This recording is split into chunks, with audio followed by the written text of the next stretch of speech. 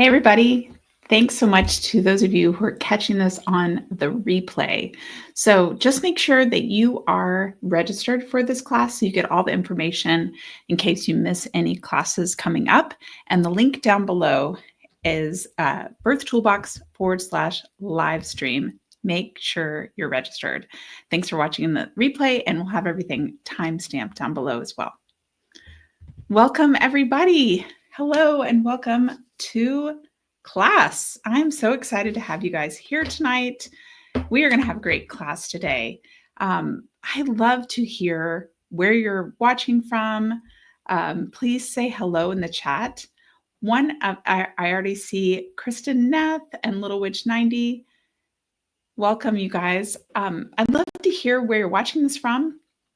Maybe where you found out about the class too, if you want to share that as well, that would be great.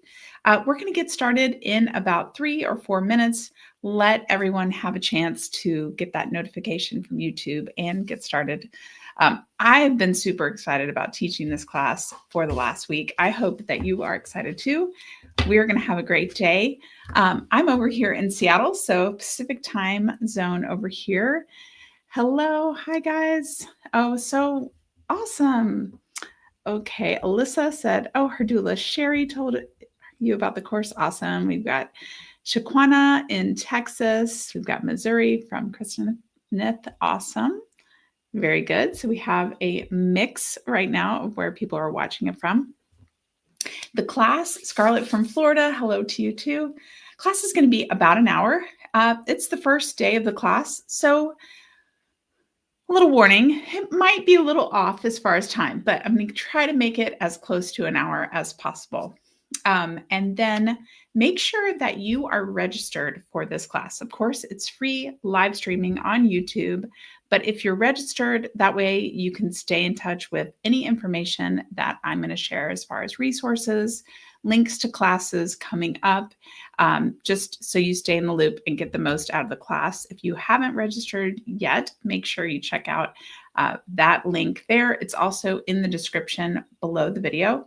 So in the description below the video, you're going to find all the kind of links that I might talk about today, both for this class and then each class. You can find good information down there. And hello. Hey, Caitlin. Awesome to see you guys.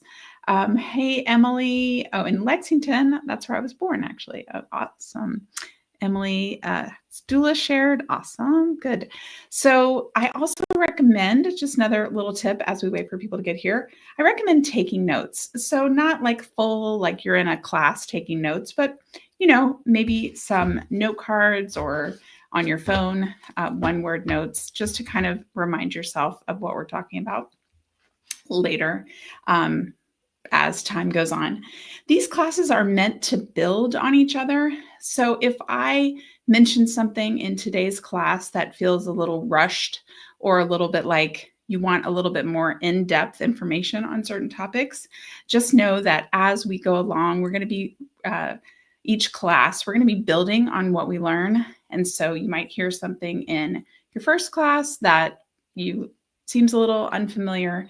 And then by the last class, a lot of those topics are going to feel more full and make a lot more sense. So we have, let's wait just 1 minute and then we will get started. If you haven't said hello in the chat, let me know. Hey, Mia in Western Kentucky. Welcome, you guys. Also, this class is going to stay live or stay available on YouTube on this current link, and it won't ever leave.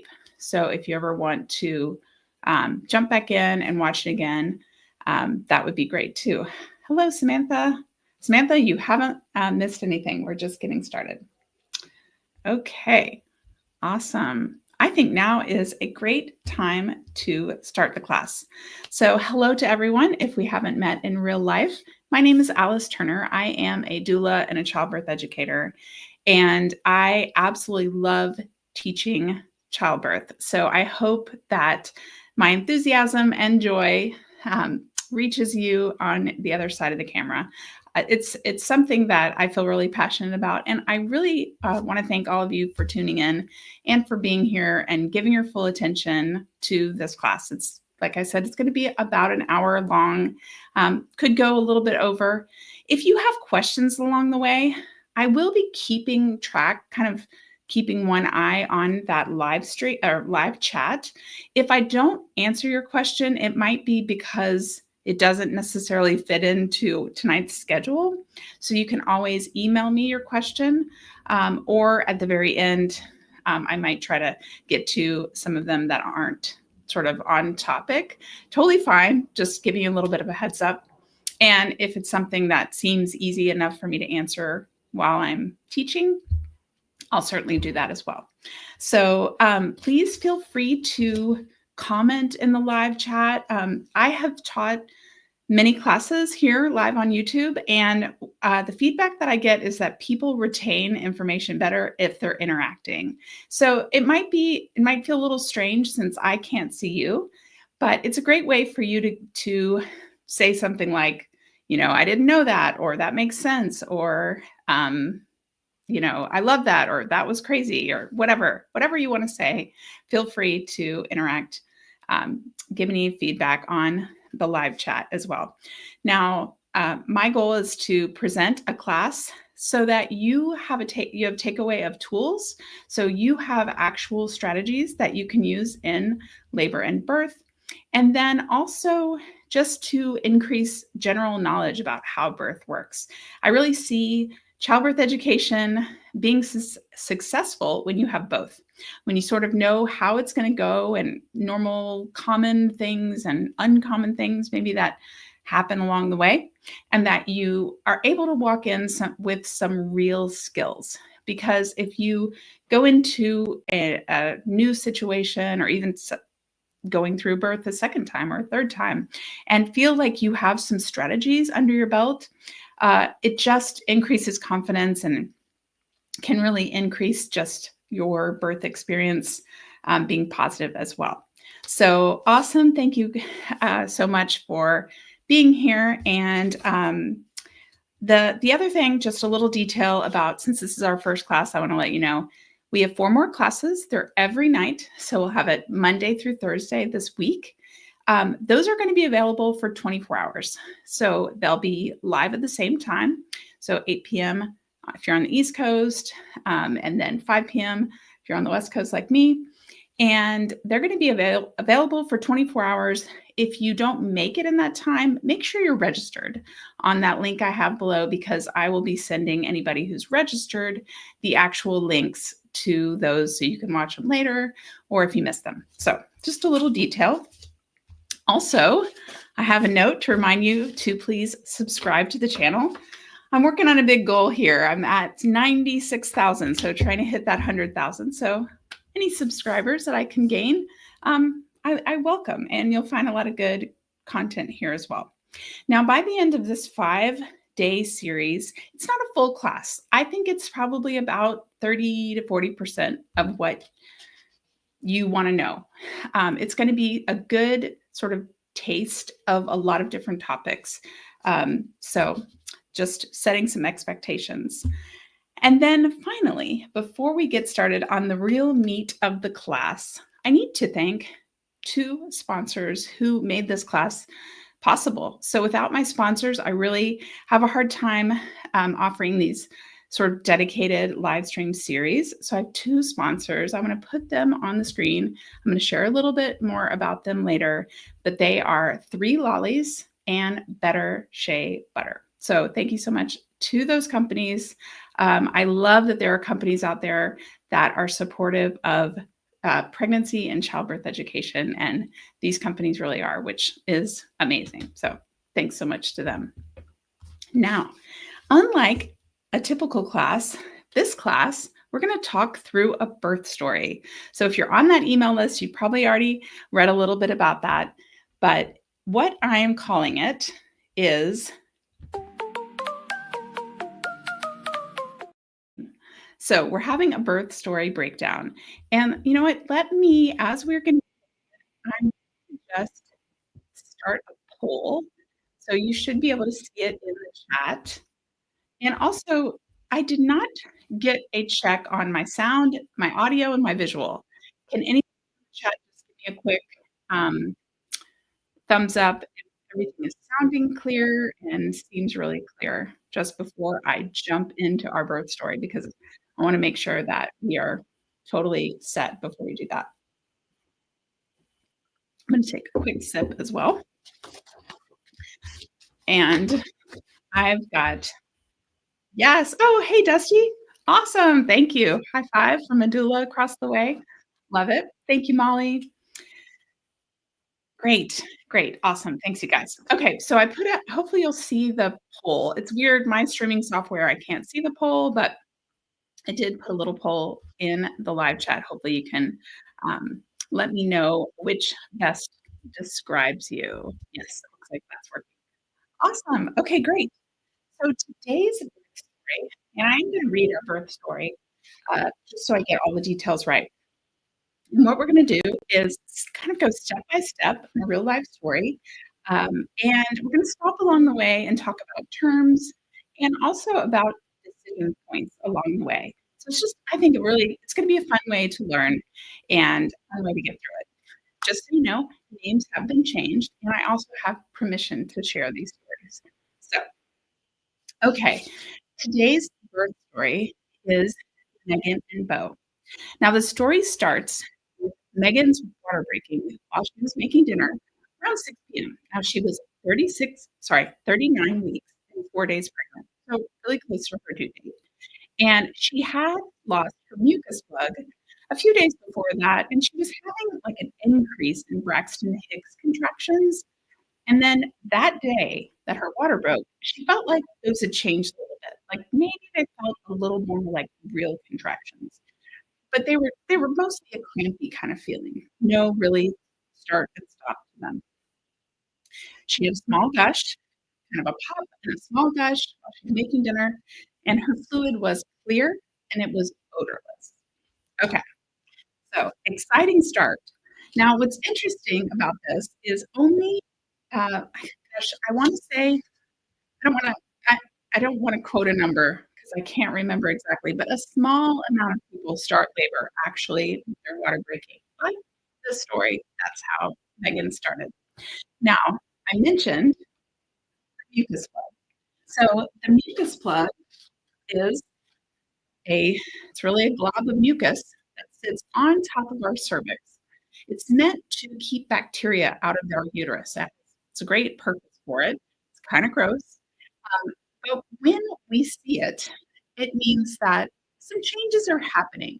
It doesn't mean that labor is going to start immediately, like Megan's 4 days later. And it doesn't, but so it kind of gives us like a little clue. It's like a little sign things are going on, but not like a big sign necessarily. Now, some people do lose their mucus plug at the very beginning of labor. And some people, I remember I had a client who never saw her mucus plug at all. And she was about to push her baby out, and she said to me, "But I haven't lost my mucus plug yet." And I was like, "It really doesn't matter anymore, but you did have one for sure." So, mucus plug is a little sign. Another thing we talked about is Braxton Hicks contractions. So, Braxton Hicks contractions are not the contractions that make real progress in labor, they're the tightening. So, especially if you are in your 3rd trimester or you're in your 2nd trimester, you've probably felt these. So, sometimes they feel almost like the baby's doing a big turn in there or something like that. They're hard uterus, but we're not seeing them get stronger, longer, closer together. So, Braxton Hicks is another sort of, common thing at the end. The other thing is she had her water. And the technical term for that is a rupture of membranes. So that's your amniotic sac that the baby is living in. When that sac breaks in any capacity, it's called a rupture of membranes. Now, for Megan, it's actually called a spontaneous rupture of membranes. So SROM is what would probably go in her chart. And below, I have the word taco. Taco is a great way to remember what you want to notice if your water breaks at home. It's why we as childbirth educators use taco. I mean, it's a great way to remember, but it's kind of gross, right? So think about a food and your water break, but you won't forget it now. It stands for time, amount, color, and odor. So I actually answered that in our story. Do you guys remember? Let me know in the chat. Does anybody remember those me mentioning those things? So what happens is your care provider at some time, whenever you get to your birthing location, um, this, birth story takes place at a hospital, as we'll see coming up. They'll ask you that, about what time. So if you notice that your water might have broken, try to take note of what amount. Was it like whole glass, you know, amount, or was it like a tablespoon? How much was it? What was the color? Was it clear? Was it greenish, brownish? Now, a greenish or brownish tinge could mean that the baby needs to be checked out. There might be some, you know, oh, thank you, Bestie. Um, oh, okay. Let me know about audio. I have one audio issue that might be happening. So knowing the color, looking at the color is important, and then if there is an odor. Now, if there is a bad odor, you'll notice. If you're not smelling anything, then, um, sounds off. Okay, let's see. I'm gonna ask, uh, audio is a little warbly. Oh, thank you. Okay, let's see. Good. Okay, so I'm gonna try to fix it real quick. Thanks, you guys. Hold on for 1 second.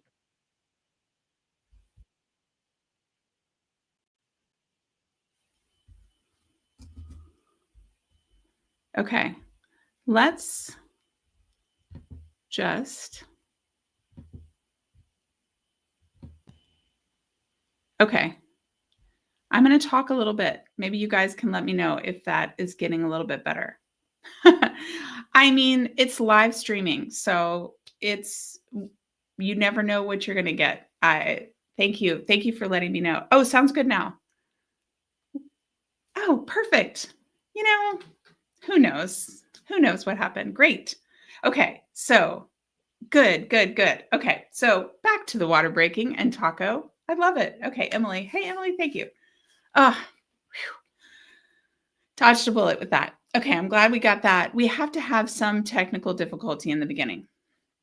So back to Megan's water. Her water broke. Now, I saw a good question from Samantha. I was just about to answer it. Is it true that not everyone's water breaks? Yes, Samantha, that is true. That not everyone's water breaks. Definitely the start of labor. It's actually pretty uncommon that your water breaks at the start of labor. But water does eventually break if there's no intervention, if it's never broken for you, which we're going to talk about more in another birth story on another day. It is possible that your baby could be born inside the sac. Very rare. Water does usually break sometime. Okay. So Megan's water was clear, it was odorless, and she had a small gush amount, and it was about 6 p.m. Okay, let's get back to the story now that our audio is better too. So Megan was immediately nervous, but Bo, her husband, was home, and she was really glad about it because he was often still at work at that time. So that worked out. So she called her care provider, and at her OB's office, it was an after hours line. She had to wait for them to call her back. It took a little bit of time. They finally did. And when she spoke to the doctor on call, they said that she should go ahead and come in. Now, she decided that she and Bo would go ahead and eat first because she had learned that labor would be long and she didn't rush in. She actually also took a shower because she wanted to do that first. So she ate, she took a shower, and she gave me a call. I was their doula and let me know what was going on. She said she called me back once they got to the hospital and got settled in. And contractions at that time, they weren't really happening yet. She was feeling some cramping that seemed to increase, but it wasn't like labor like she thought. I love this. Ori Pie. Yes. Go, Megan, get that food first. Right. Okay. So a couple of terms and a decision point. Let's talk through. First of all, or just one term, I wanted to mention the word care provider, mostly because I talk about it like this. And so in the next few classes, I'm going to be saying care provider. This means who are the people that provide care. So this might be an OB, if you're seeing an OB, a doctor for your pregnancy. If you're seeing a family doctor, it might be that, could be a midwife. So care provider is kind of my general term for, or not mine, but as educators, that's what we use. So care provider. Now, decision point happened there. I actually skipped right over to what she decided on, but she was faced with that decision of her provider said, come on in. And she took a moment to eat and to, get her bags together and get ready to go. Now, you might have the question like, was that safe enough for her to do that? And if it's something that you can ask your provider. Oftentimes they say, come on in, but it doesn't mean like, run every red light to come in. It means, get yourself ready to come in. And this to me was a huge, huge benefit because labor is like a marathon and we have got to fuel our body.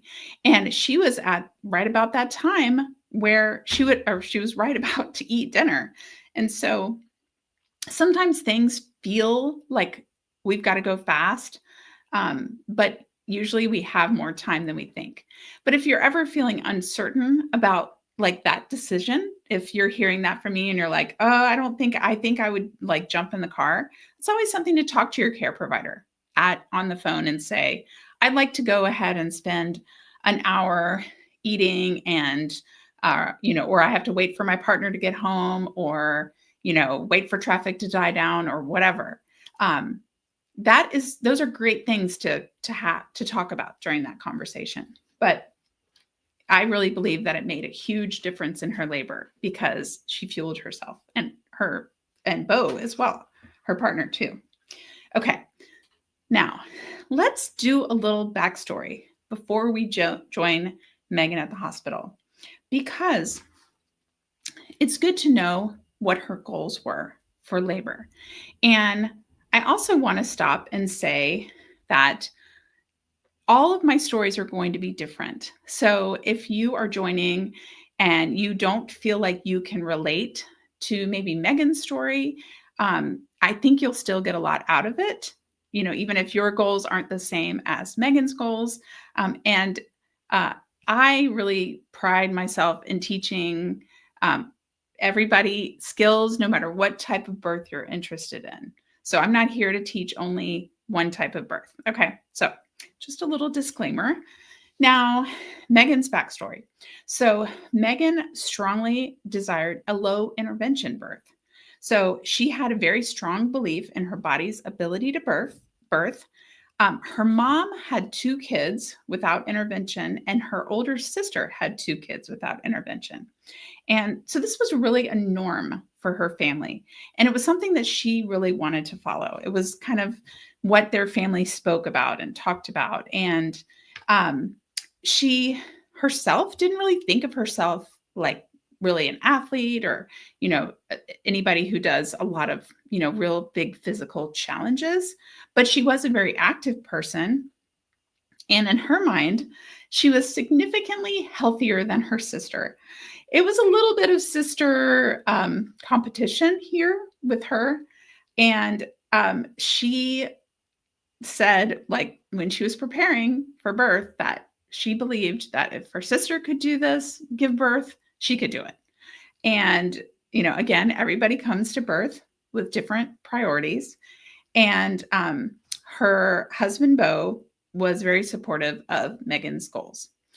Okay, so I forgot. I wanted to make a note card for that. We had one term in there, and that was low intervention. Intervention. Oops. And if you're just joining us, please say hello in the chat. I saw some new people joined. Hello and welcome. Low, oh, that was such bad handwriting. Low intervention. So what that means is to err on the side of a more, what we used to call natural birth. So wanted to avoid pain medication, wanted to avoid ways to speed up labor, things that weren't medically necessary is low intervention. Okay, awesome. How are we doing? Are we doing okay? Let me know in the chat. Because we're about to join Megan at the hospital. Okay, back at the hospital where Megan and Bo arrived. So she was admitted into a room. So the hospital said, yes, come on in, here's your room. They did a test to check if her water had actually broken. And then they checked her cervix. So they did a cervical check. During the first check, she was 70% effaced, 3 centimeters dilated, and the baby was at -2 station. And she was in early labor. Okay, so we have some more terms. Awesome. Thank you, Little Witch. Okay, effaced. She was 70% effaced, which means her cervix was 70% out of the 100% thinned. So our cervix is thick and it's closed, and it has to thin and it has to open, dilate. She was 3 centimeters dilated. So she still had 7 centimeters to go. And the baby was at a -2 station, meaning the baby, let me grab my pelvis, was still just sort of at the opening of the pelvis. So the station goes from -3 down to 0, and then it starts plus. Awesome. Samantha is learning things already. High five, Samantha. So again, we're going to talk about this again, but station means how the baby is in relation to your pelvis. So this was very classic early labor. It was actually, 3 centimeters is pretty decent to show up at the hospital. Early labor, it is a technical term for when your cervix is between closed, 0 centimeters dilated, and 6 centimeters dilated. Now that's changed recently. It used to be 0 to 4, but the American College of OBGYNs changed it to 6. Not recently. I mean, during my 20-year career, about halfway through, they changed it. Early labor, though, gets, it's hard to define it on how it looks. Early labor can look like Megan here, where she's just having some cramps, to actual labor that you're working through. So we will talk more about the stages of labor along the way, but she was in early labor. Okay. So you might think that she's at a decision point. Now, some care providers might give excuse me, Megan a decision here. And she might have a decision that she feels that is very easy to advocate for herself, of possibly leaving the hospital, going back home, and coming back when labor has picked up. I will say that I feel like this isn't always, I would say it's more rare that a provider offers that up as a decision, because a lot of times once your water has broken, you are going to have a baby.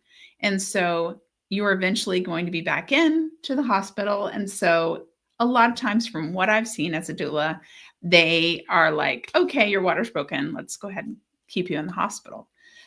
Though that could be a decision point, and it's something just to consider, especially as we're reading along these stories. I think it's great. One thing that if you're taking notes, to maybe take a note of how do I feel about that? Or maybe you already know, I know how I feel about it and I would like this or that. And these could lead to questions that you might want to talk to about with your provider about. Okay, so there's more to come. So let's get back to the hospital. I was their doula, and I was at home waiting for an update. And I was really surprised because I got a phone call from Megan and she was in full blown tears. She said that she was actually stuck in bed. She was no longer able to get up, and all of her birth plans were out the window. She said, or I could tell that she was needing some support and asked her if she was. She said yes. And so we decided that it was a good time for me to head over to the hospital.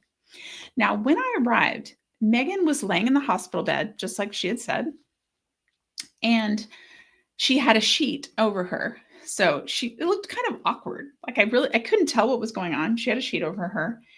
And she said, "I'm hooked up to everything." I remember her saying that. And then Bo started kind of filling me in on what had happened since they initially got there and this moment. And that was probably a couple hours or so. Bo said that Megan had an internal monitor to check on her contractions, the strength of them, the pattern, and that her doctor told her that she shouldn't really get up, that they really wanted to see how her contractions were doing since her water had broken. And I noticed that Megan also had a fetal heart rate monitor. She had a pulse oximeter. She had a blood pressure cuff on. And what was weird about what I saw her in bed is that she let me know that she was actually sitting on a bedpan because she was discouraged from getting out of bed and she needed to pee. But she couldn't pee because she'd never used a bedpan before. And she was super flustered. She was having some contractions that were picking up, but she wasn't really having to work through them that much at that time. Okay. So a lot is going on here in this segment. And she is really at a decision point here. Yes, Dusty. Dusty says it is so hard to use the bedpan. You are right, my friend. It is so hard. So a lot was going on. First of all, monitors and all the things that she was hooked up to. Let's discuss that. The main monitor that was keeping her in bed, though she actually could have gotten out of bed, but it was easier for her healthcare team for her to be in bed to get the monitors, to get all the information they needed on the monitors. So I want to talk through the things that she was hooked up to. The first thing was an internal monitor. So I have a straw because it's just like a, fast food straw. Sort of what this internal monitor looks like.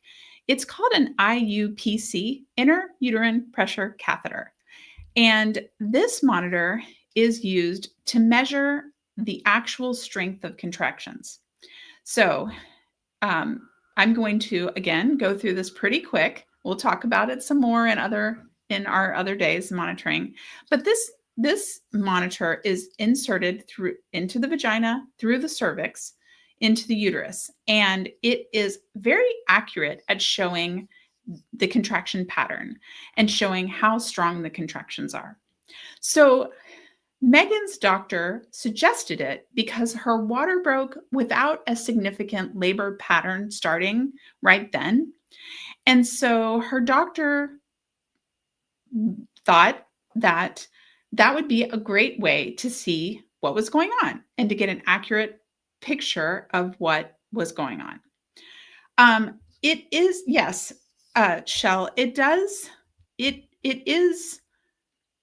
not, for most people, they don't find it very painful. It goes right next to the baby's head. But it is something that, it's invasive and it's something, up into your vagina, into your uterus. So this measures the contractions.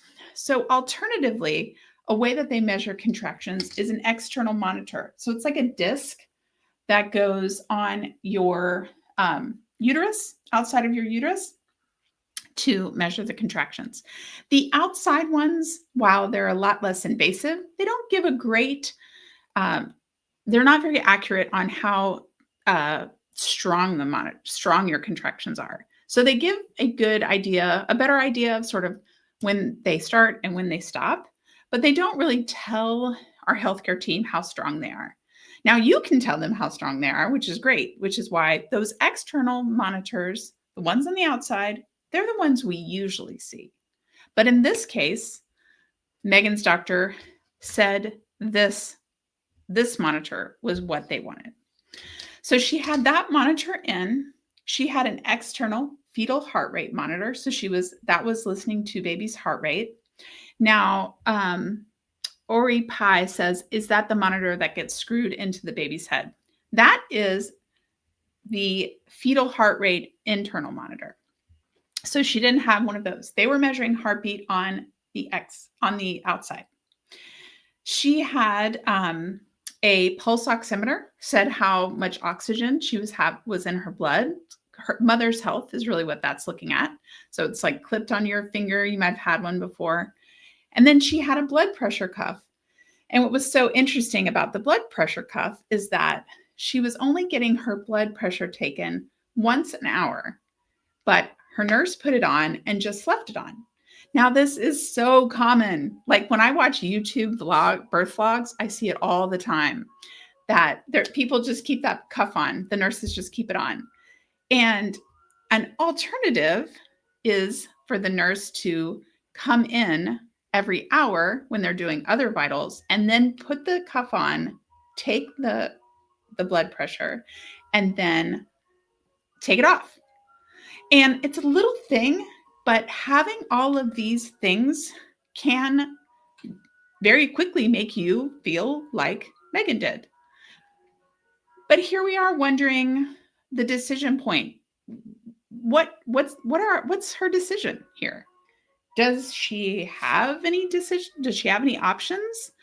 At this point, Megan and Bo did not think they had any options.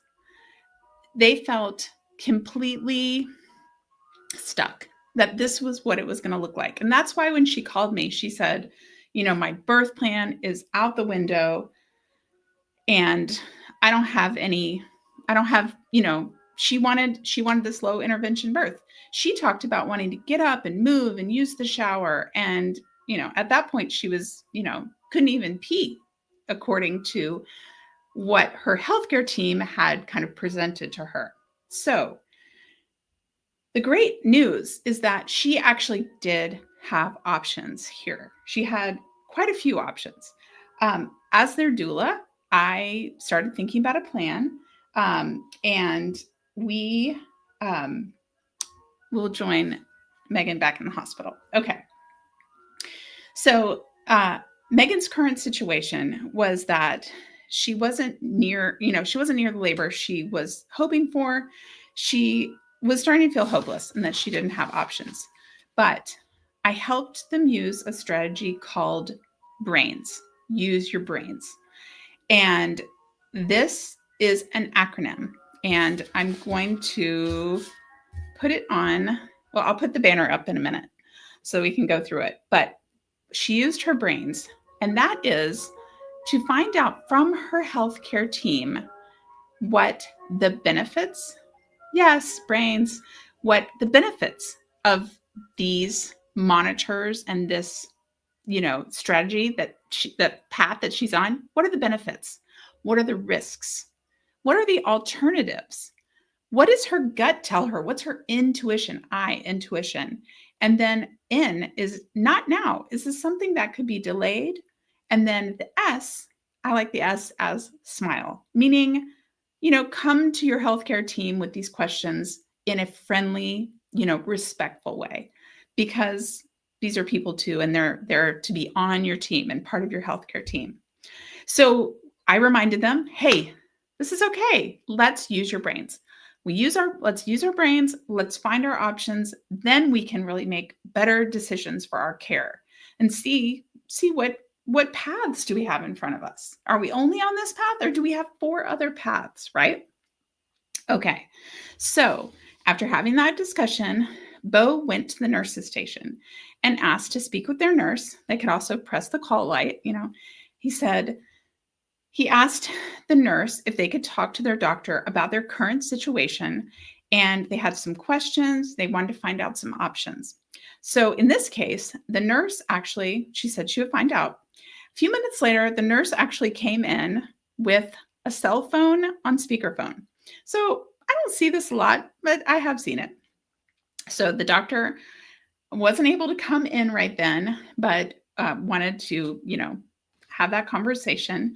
So the nurse was kind of holding the speakerphone out.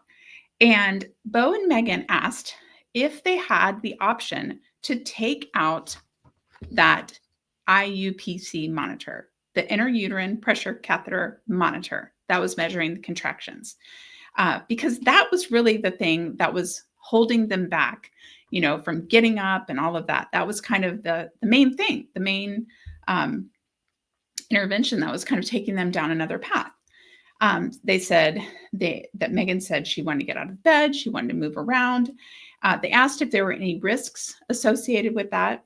And the doctor on speakerphone said, and I'm paraphrasing, but it pretty much went like this. Sure, that's fine. If the contractions don't pick up, we can always put it back again. We'll just monitor you intermittently for now. No problem. The phone call was over.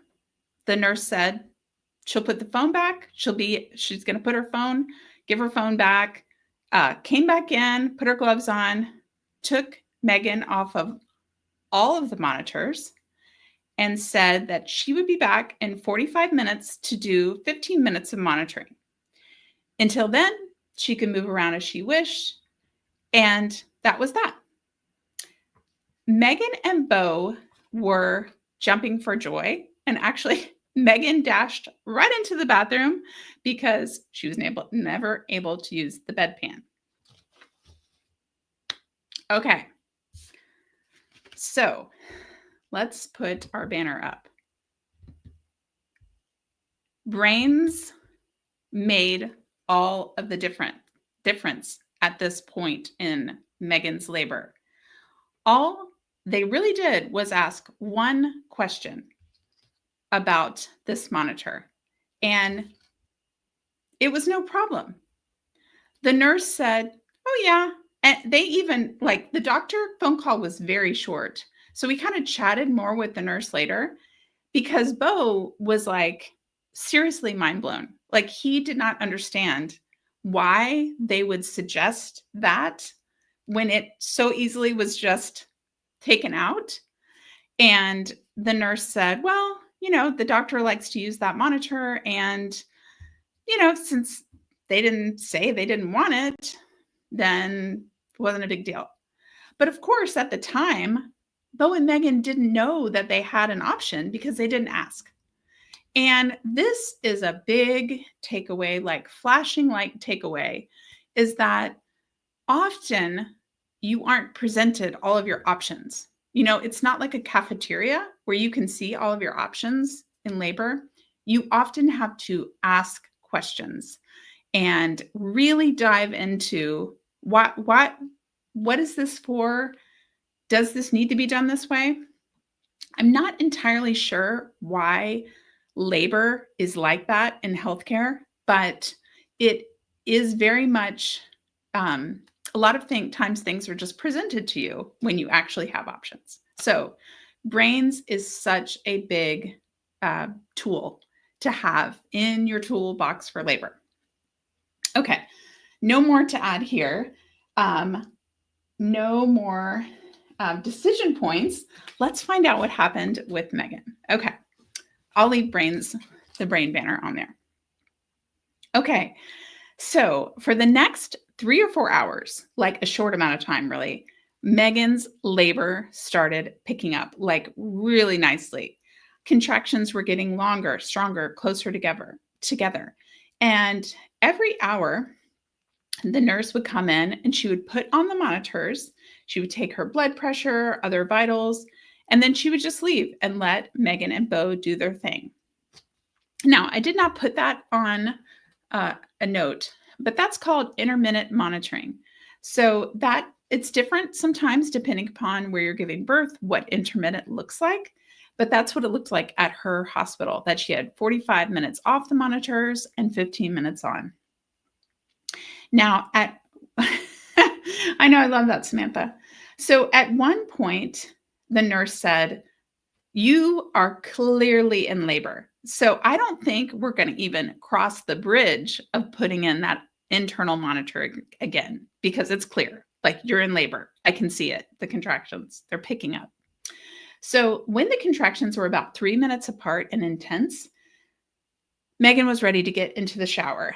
This was a big goal for her. She really wanted to get in the shower. So Bo and I set up the bathroom with my favorite battery operated tea lights. So the overhead light off, dark, just tea lights. She had created this like chill playlist, and we put a chair just outside the shower, and that's where Bo was sitting. He had a cup of water with a straw and a cup of electrolytes with a straw. I don't remember what it was, maybe like Gatorade or something. So you had two cups, and you get really thirsty in the shower. So, every so often he was just offering them to her, really no chatting, just letting her do her thing. Every few contractions, giving those sips, providing quiet verbal support for who I didn't ask. Are there any partners watching? Anybody watching with their partner? If not, I know you can share it later with your partner. Verbal support is so powerful. A gentle, "You're doing amazing. You're so strong. I'm so proud of you. I can't wait to see how this ends. I can't wait to meet the baby." All of that. Gentle, quiet verbal support is like amazing. Okay, we've got some partners in the chat. Awesome. This setup, this bathroom, dark, white noise of the shower, the warm, having your partner there, having the something to drink, that is, I love so many partners here. I love it. That is what I call a magic laboring cave.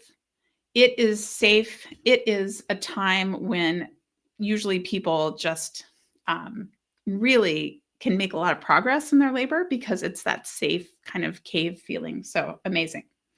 Okay.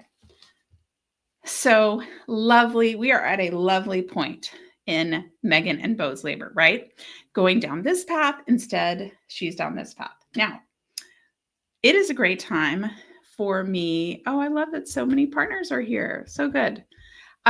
It's a great time, since I was mentioning water and electrolytes, I want to talk about our sponsor, 3 Lollies. They are the maker of Preggy Hydration. So Preggy Hydration is an electrolyte drink that is really great for pregnancy and labor. Now, as a doula, I really recommend going sort of back and forth between sips of water, sips of electrolyte, not all electrolyte or not all water, kind of a back and forth. I'm first of all so happy with this brand because they're great supporters of childbirth education. This tastes amazing. It comes in little packets, and you just put it in water right there, especially in labor. 3 Lollies is offering samples. So if you are curious about what this particular electrolyte drink tastes like, super easy. I think I put a banner up. I have a banner. You don't have to fill out any special forms or anything. Shoot me an email with your name, shipping address, and the subject sample, and we'll get that over to you so you can try it out. So thank you so much yes, Dusty, they make Preggy Pops too. Yeah, I might mention them tomorrow, actually. Okay, so thank you, 3 Lollies. Now, we left Megan in the bathroom. I know that you are all wondering about what is going to happen because it's pretty exciting, though a little bit of a decision point is coming up. Okay, so for monitoring when she was in the shower, the nurse actually did the Doppler. So she checked her fetal heart rate that way. So the Doppler, you guys are familiar with when you're at a prenatal appointment. It's the wand, that they put with the gel. They were able to do that in the shower for Megan, so she didn't have to come in and out. There are other monitors that are waterproof. Many of them are waterproof that also can be used in the shower or in the tub, which is great. Now, at this point, Megan was working hard. Her contraction pattern seemed to have gone from active labor to transition. And she was, using vocalization. She was doing low moaning. She was, you could tell her contractions were like, maybe lasting 2 minutes, had like a 30-second break and then, going again. And it was about that time that Megan said, I remember she just yelled, "I want to get out." I was like, okay, she's ready to get out. And she told Bo and I that she was done. She didn't want to do this anymore, that she wanted an epidural, and she wasn't going to do this plan anymore. Done, over it. That was what was going on. Okay, so a couple of terms. First off, active labor.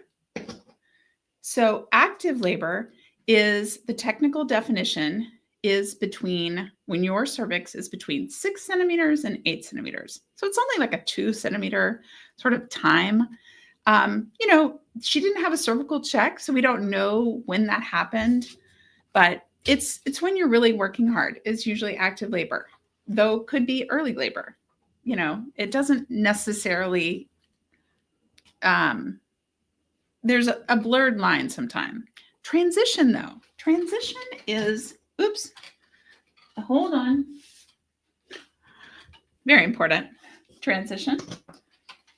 So the technical definition of transition is between 8 centimeters and 10 centimeters. But Megan, while she had the pattern of transition about every 3 minutes apart, lasting 2 minutes or so, 30-second rest or minute rest, she also had the psychological sign of transition, which is where you feel often, if you don't have pain medication, like you're done, like you just want to be done with it.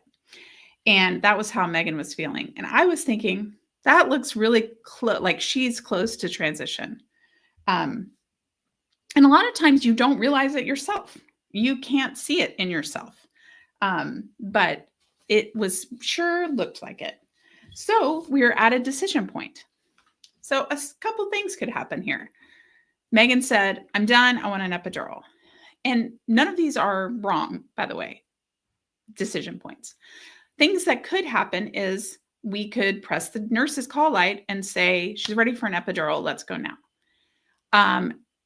She could get a cervical exam, see how far she is, see if she's close, get like an idea of what's going on. She hadn't had a cervical exam actually until the 3 centimeter when she first got there. So who knows? Or maybe she might want to be distracted and needed a different way to cope. Sometimes people say, "I'm done, I'm over it," as a way to communicate like, my coping strategies aren't working anymore. Give me something else. And as her partner, Bo, and I, we might need to say, okay, let's maybe, get on the ball, like give a suggestion, change the music, whatever. So, okay, back to the story. So Bo and Megan discussed options, and she decided for a cervical exam. She wanted to see if she was close before she really made the solid decision to get an epidural. And she was adamant. She says, "If I'm not close, I'm going to get the epidural." Okay, so she had a plan. So nurse came in, and actually the nurse did the vaginal exam. She told Megan that she was 9 centimeters dilated, 100% effaced, and 0 station. So Megan went from, her attitude was 100%, "I'm hating this. I can't do it anymore. I'm at the limit. I'm tapped out." But as soon as she got that information, her attitude was a 180, completely different. she went, I mean, I just remember her face. It went from like, I can't do it anymore to like, oh my God, I'm doing it. Like this is working. And it was just thrilling, just to see that. It's like, yeah, it is working. You are working. You are getting there.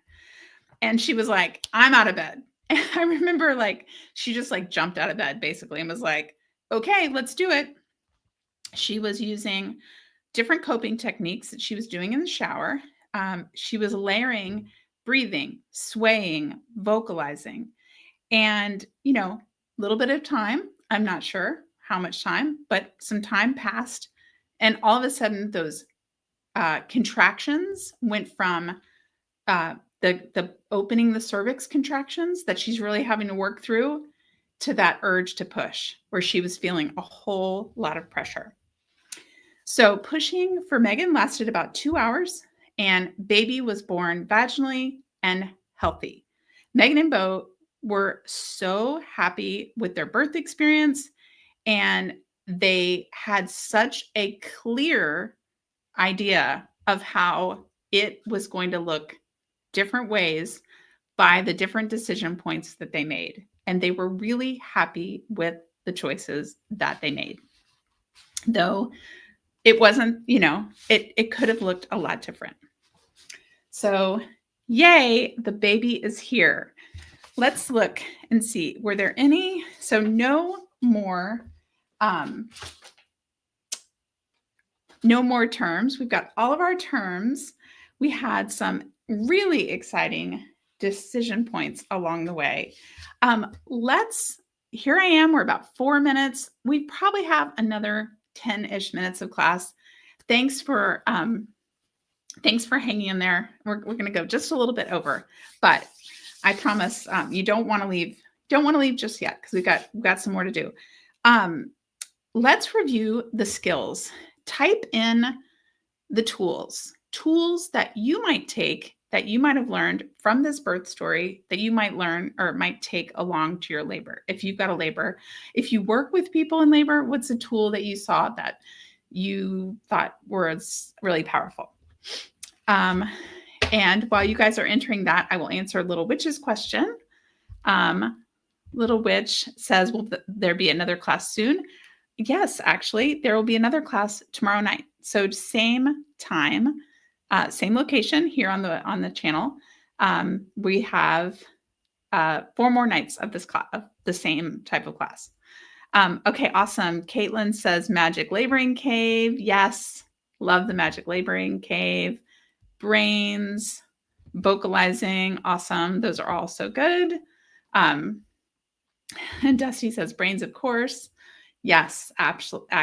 I love brains. I mean, brains is the foundation. Awesome.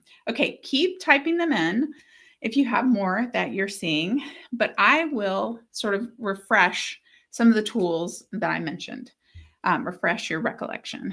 So of course she used brains in the beginning. She also used, though I mentioned it pretty quickly, she used breathing. So breathing was something she was using both in the shower, before the shower, in the shower, and then she was using, after she got that final cervical check. She vocalized. So she was using some low vocalizations. We will talk through vocalization along the way. That's one of the great ones. She used rhythm. I think I mentioned that she was swaying. So I'm going to go through that a little bit. And then she used hydrotherapy, which is the shower, right? So what's great is that these can all be layered together. Sometimes I think people think like when you learn a tool that it's sort of standalone, like it has to be, now I'm going to use vocalization. Now I'm going to use, the shower. But when she was in the shower, she had layered up breathing, vocalization, rhythm. She had the hydrotherapy of the shower on her back. She was using music. All of these tools were like working together to really help her cope with the intensity, the sensations, the pain, whatever you want to call it, of those contractions, the challenge. Labor is hard work. And that challenge, she was like giving herself all those tools stacked together. I like to think of it like a cake. Like you don't have to have just a single layer cake. Like let's give a multiple, like one of those giant like rainbow cakes. Give ourselves all of these strategies together. So since we're close to the end, it is almost time for us to do a 30-second practice. And I like to end all of the classes with, or at the very close to the end, 30-second practice.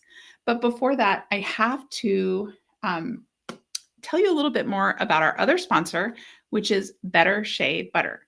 Now, I suffered from like those painful leg cramps and restless legs when I was pregnant. All of my pregnancies, especially, I have 4 kids, especially my last 2, and I did not have this product. And I use it now, which is funny because I have a few of their different scents. I was looking for the unscented and I was trying to figure out where I put it. And then I realized like, oh, it's in my bathroom cabinet. I have used different magnesium creams and a lot of them are sticky. And this one is not sticky. So this is a small woman-owned company.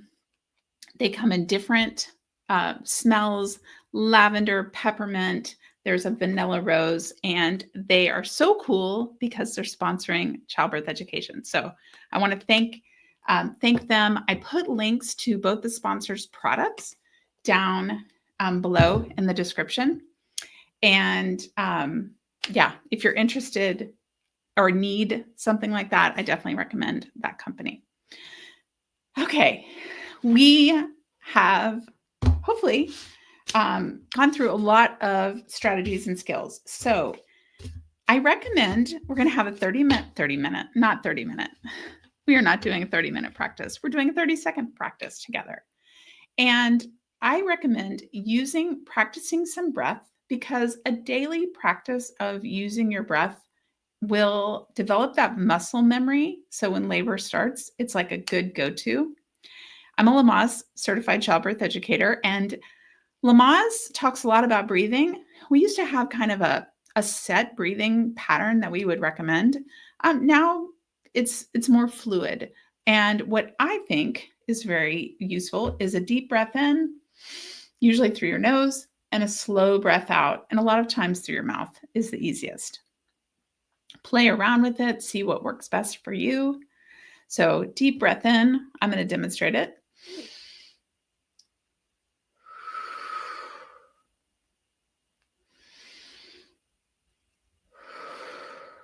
Now, I do these hand motions when I'm a doula, especially if I'm trying to non-verbally communicate with someone.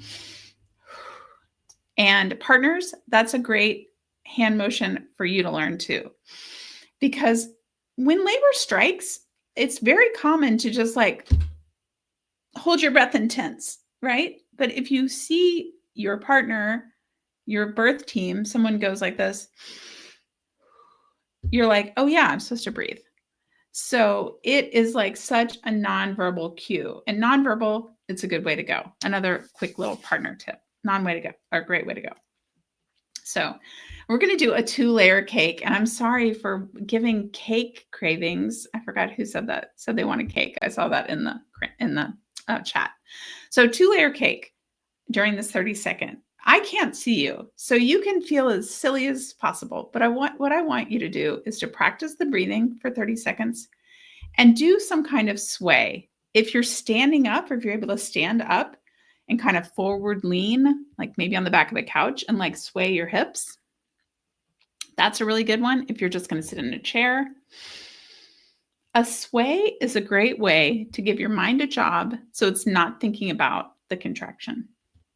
And it helps pass the time. So you're just telling yourself, I'm doing the best sway and I'm breathing. And those are 2 great strategies put together. Okay, so I'm going to pull up real quick my 30-second. Okay, there it is. 30-second loop. And then on the end of 30 seconds, I'm going to meet you back here and we'll talk about plans for tomorrow and any other little business pieces that I'd love to share. Okay, let's practice.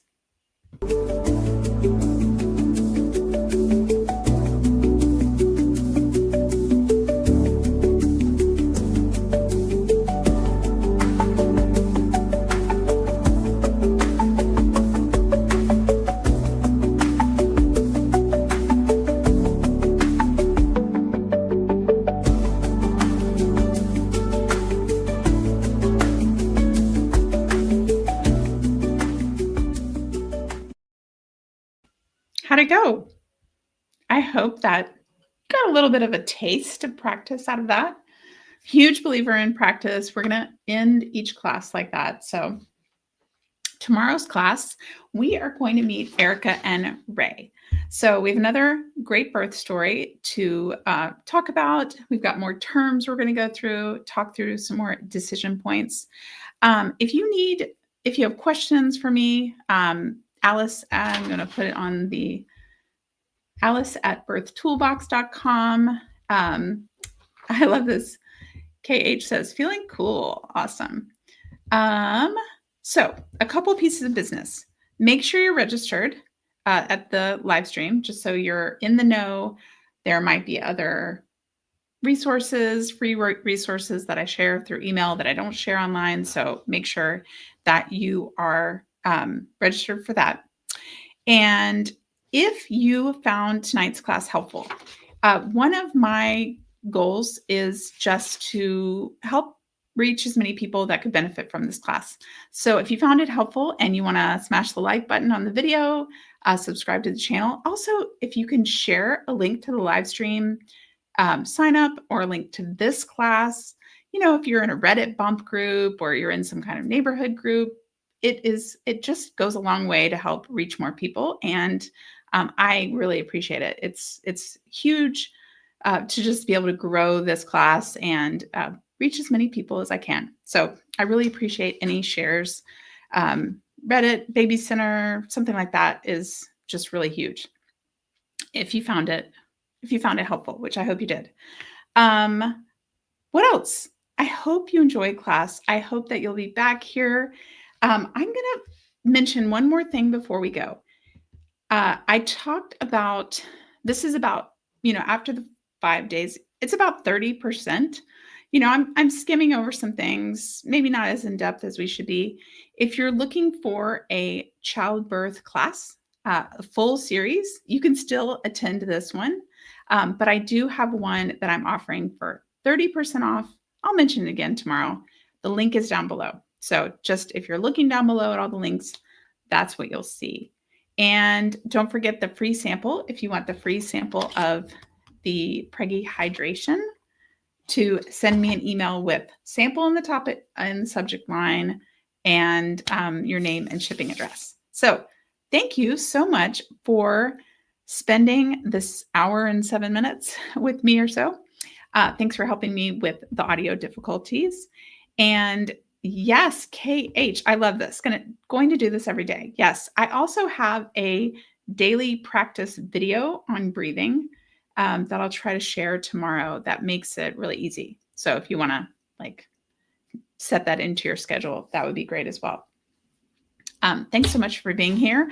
I will be here tomorrow at the exact same time as today.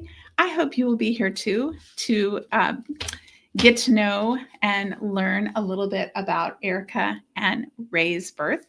Again, take some notes, keep some notes for the tools that you learn so that you can have them as takeaways to your labor and birth. Thanks so much, guys. And I hope you have a wonderful night, and I will see you right here tomorrow.